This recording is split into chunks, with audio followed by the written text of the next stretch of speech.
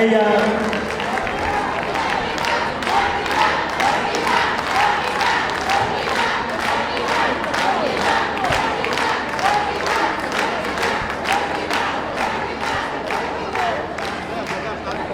تحية للشباب الحاضر، والكلمة له. احنا مجتمعين هوني في القاعة هذه بتاع بورصة الشغل، شكون ما يتفكرش بجيلنا بالشياب اللي موجودين هنا. الخطب بتاع بورقيبة في الصالة هذه إلى جانب النخبة التونسية اللي صنعت دولة الاستقلال، واللي كانت كلها خبرات، مهندسين وأطباء وأساتذة من كبار الأساتذة اللي صنعوا المدرسة التونسية، اللي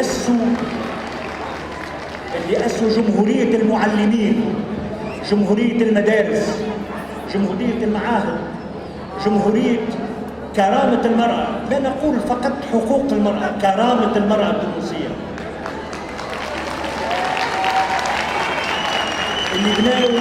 اللي بناوا ديمقراطية اجتماعية حفظت كرامة العمال ودافعت على كرامة كل عامل وكل باعث مشروع اقتصادي في هالبلد، حتى نخلق الثروة لل 260 معتمدية متاع البلاد هذه.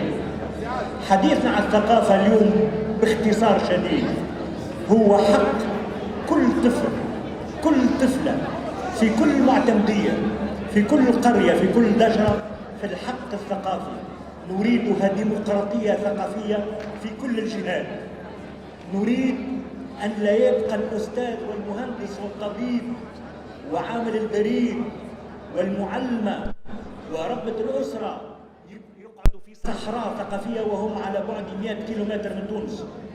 نريد أن تكون التربية الفنية حق مشاع للطفولة التونسية، للشباب التونسي في كل دشرة، في كل قرية، في كل مدينة، في كل حي، لل10 ملايين لل11 مليون تونسي يكونوا متمتعين بالحقوق الثقافية الدائمة، وتكون هذه من الحقوق الدستورية المعترف بها، ويكون عمل الدولة إلى جانب الحكم اللي جاينا حكم آخر، ديمقراطية جديدة اللي هي ديمقراطية البلديات وديمقراطية الجهات والأقاليم، اللي باش تبني هي المشروع الثقافي والتربوي للشعب التونسي.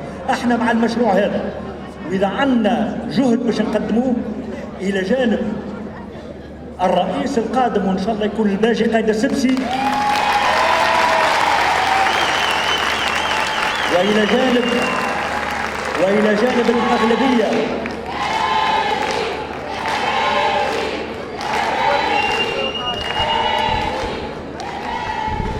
وإلى جانب الحكومة الدستورية الجديدة القادمة المنبثقة على أغلبية نيدا تونس في البرلمان، والمنبثقة على أغلبية متكونة من الأحزاب الديمقراطية التي تحالفت مع نيدا تونس. الحكومة هذه مطالبة قبل كل شيء بها الحق الديمقراطي الأساسي اللي هو حق الثقافة والتعليم والكرامة البشرية بحياة فكرية،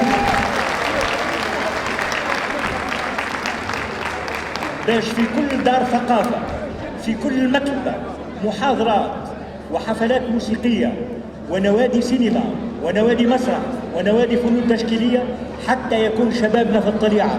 تعرفوش المثل متاعنا منين جاي؟ أنا نشوف دائما في الأمم الكبرى اللي فازت في السباق، الأمم الفائزة شكون هي؟ اليوم الصين الشعبية جعلت من كل مدرسة، من كل مصنع، من كل مكان في الصين مع 1,300,000,000 ساكن مركز ثقافي. الصينيين فيهم اليوم 60 مليون عازف في الكمانجة، 45 مليون عازف بيانو. شبينا؟ ماناش بشر؟ ما عندناش الحق في نفس الكرامة ونفس الثقافة؟ نحن لها، ونحن لحقوق كل التونسيين والتونسيات في الميدان الثقافي مع